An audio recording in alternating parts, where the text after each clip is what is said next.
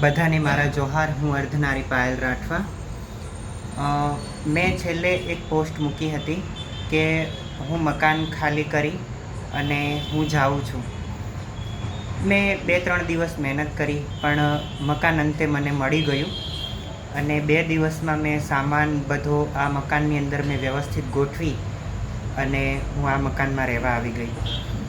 બીજું કે જે મારા માટે જે મકાન મિત્રો ગોતતા હતા એ મિત્રોને હું કહેવા માગું છું કે હવે તમે કોઈ પણ પ્રકારનું મકાન મારા માટે શોધતા નહીં અને મને ઓછા ભાડામાં સારા પાડોશીવાળું ને સારું મકાન મને મળી ગયું છે. બસ મેં જે એક સપનું જોયું છે એ મેં જાગતા સપનું જોયું છે, એટલે ભવિષ્યમાં એ ક્યારેક પૂરું થશે અને એ સપનું મારે સાકાર કરવું છે કે બસ મારે પોતાનું મકાન જોઈએ છે. એનું કારણ એવું છે કે હું જ્યારે મકાન ભાડેથી ગોતવા માટે નીકળી ત્યારે મને ઘણા બધા લોકોએ મને પ્રશ્ન કર્યા કે તમારી જાતિ શું છે, તમે પરિણીત છો કે અપરિણીત છો, તમે એકલા રહેવાના છો કે તમારી સાથે બીજું કોઈ રહેવાનું છે. ઘણા બધા પ્રશ્નો હતા પણ અંતે હશે કે મને મકાન મળી ગયું. તમે બધા લોકોએ જે મારા માટે પ્રાર્થના કરી હોય કે જે પણ બી કાંઈ, એમાંથી મને મકાન મળી ગયું અને એ નવા મકાનમાં હું રહેવા આવી ગઈ છું. હું તમને મકાન બતાવું બધાને. આ દરવાજો છે, આ બાથરૂમ છે. અહીંયા આ અમારા ગુરુ માનગઢ જે છે, ગુરુ ગોવિંદ, તેમની સ્મૃતિ છે, એમનો ફોટો છે. આ મને એક ભરતનાટ્યમમાં મને ગિફ્ટ મળેલી આ એક મારો એવોર્ડ છે. આ બધું છે આવી રીતે. અહીંયા પાણીનું માટલું મૂક્યું છે મેં અને આવી રીતે રસોડું છે.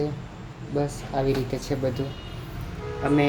આજે હું નવા ઘરમાં રહેવા આવી તો મેં પૂજા કરી. અમારા રાઠવા સમુદાયમાં ઘરની દેવીની પૂજા થતી હોય પહેલાં અને આખા ઘરનું ધ્યાન રાખતા હોય, એટલે તેમની પૂજા આજે અમે આ નવા ઘરમાં કરી છે. અહીંયા મારા એવોર્ડ, ટ્રોફી ને એવું ઘણું બધું પડ્યું છે, તમે જોઈ શકો છો.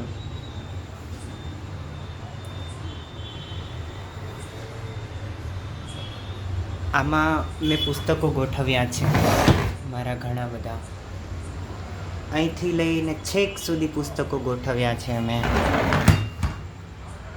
પુસ્તકો મારી પાસે એટલા બધા ઝાઝા છે કે હું આ મકાનમાં એને ગોઠવવા માટે મારી જોડે વસ્તુ ઓછી પડતી હતી, તો મેં એક મારી મિત્રના ઘરે મેં મારા પુસ્તકો મેં એક કોથળો ભરીને મૂકી આવી છું. ટોફીઓ પણ એટલી બધી હતી મેં કે જે આમાં જેટલી સમાતી હતી એટલી બધી આમાં રાખી દીધી છે. બાકી બીજી બધી મેં આમાં થોડી ઘણી મૂકી દીધી છે મેં. સર્ટિફિકેટ્સ પણ એટલા બધા હતા કે જે પણ બી મેં અંદર બધા સાચવીને ગોઠવીને મૂકી દીધા છે. જ્યારે પણ બી મને મારું નવું ઘર મળશે ત્યારે હું આ બધી વસ્તુને હું સજાવીને એના માટે સ્પેશિયલ ફર્નિચર બનાવીને હું ગોઠવીશ. અને બસ એટલું જ. આપ બધા મજામાં રહો અને તમારી તબિયતનું ધ્યાન રાખજો. અને વધતા મારે છેલ્લે એવું કહેવું છે કે હમણાં જે માવઠું પડ્યું એમાં ખેડૂત મિત્રોને બહુ નુકસાન થયું છે.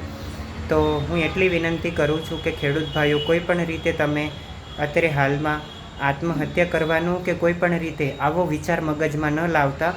સરકાર ચોક્કસ આપણા માટે નિર્ણયો લેશે. બસ થોડીક ધીરજ ધરો. અગર જો કુદરતે આપણા માટે કંઈક બગાડ્યું છે, આપણા ખેતરની જો એને પાક બગાડ્યો છે, તો કુદરતને આપતા પણ આવડે છે અને આપી દેશે. કુદરતને બધી ખબર છે કે મારે કોને ક્યાં આપવું ને કોને કેટલું આપવું. બસ એટલું જ. બધાને મારા જોહાર. ફરી મળતા રહીશું. જય જોહાર, જય આદિવાસી.